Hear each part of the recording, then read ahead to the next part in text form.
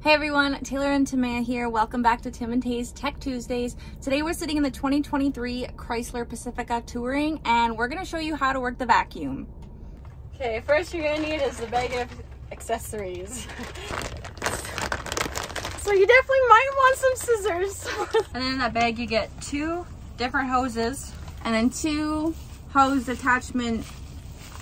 Yeah. And then in the back seat of the driver's side is where you're going to store these things. So this guy goes in here like so, and then this guy goes in here. So then you're going to take your extension cord, the one with the yellow, put it in, and you're going to just keep pushing it, waving it back until you get to that point. From there, you're going to grab it on the other side, put it in here until it clips with this guy. So then you can take it, it goes pretty far, but if you do need an extension cord, you take your other hose, you take this one, and you clip it like that, and it's easy to unclip.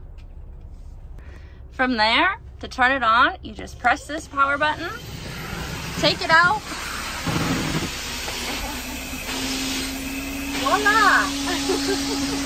So thanks for watching Tim and Tay's Tech Tuesdays. Stay tuned to find out more about the latest technology in our newest vehicles, and we'll see you next week. Peace. Later, skaters.